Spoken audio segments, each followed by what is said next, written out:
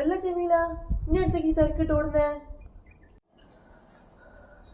ആ അവളെ ഞാനേ അന്തൊക്കെ സുഖമില്ലാണ്ട് കിടത്തത്തിലൊരു പറയായില്ലേ, ഞാൻ ഒരു കാണാൻ വേണ്ടി പോയതേനു. ഞാൻ മീൻ പൊരലേക്ക് അങ്ങ് പോട്ടെ. ഇവിടെ കറി വെച്ചിട്ട് കത്തിയും ചിലവൊക്കെ പുറത്താണുള്ളത്. ഞാൻ മീൻ എടുത്തിട്ട് അതൊക്കെ എടുത്ത് കൊണ്ടുപോയി വെക്കട്ടെ, അതൊക്കെ എടുത്ത് അകത്തേടിയും വെക്കട്ടെ. മോന് സ്കൂൾ വിട്ട് വരാനായിക്ക്. അതിനിപ്പോൾ എന്താ വേണേ? നീ കണ്ടിക്കില്ല നമ്മളെ കണ്ട പൊടിയും അതും ഇതൊക്കെ വിളിച്ച് കയറ്റിയിട്ട് ഒരു മോനുമ്മാനെ കൊന്നേ ആ താമരശ്ശേരിയിൽ? നീ കണ്ടിക്കില്ലേ? ഇജ്ജ് എന്തെന്നാ നമ്മളീ പറയുന്നേ? നമ്മളെ മക്കൾ എങ്ങനെയാ? അങ്ങനെ ആവില്ലാന്ന് എന്താ ഇത്ര ഉറപ്പ്? നമ്മൾ രാവിലെ എണീച്ച് മക്കളെ സ്കൂളിലേക്ക് കോളേജിലേക്ക് ഒന്നും പറഞ്ഞാൽ വിടും, വൈകുന്നേരം വരെ അതേപോലെ തന്നെ തിരിച്ചത് നമ്മളൊരു വിശ്വാസം മാത്രമല്ലേ. ആ ഉമ്മ സ്വപ്നത്തിലെങ്ങാൻ വിചാരിച്ചിട്ടുണ്ടാവും സ്വന്തം മോൻ്റെ കൈ കൊണ്ട് ആ ഉമ്മ മരിക്കുന്നുള്ളത്. സ്കൂളിലേക്കൊക്കെ പോകുന്ന മക്കൾ ഒരിക്കലും വൈകിട്ട് പോലാണ് നമ്മൾ രക്ഷിതാക്കൾക്കുള്ള ഒരു വിശ്വാസം മനുഷ്യനെ എപ്പോൾ രക്ഷിക്കണമെന്നില്ല.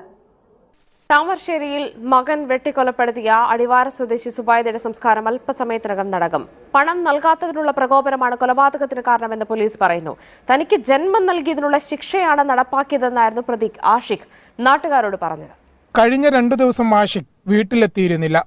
എവിടെ പോയിരുന്നെന്ന് ചോദിച്ച അമ്മയോട് തനിക്ക് പൈസ വേണമെന്ന് മറുപടി. തർക്കം, ഒടുവിൽ നിഷ്ഠൂര കൊലപാതകം.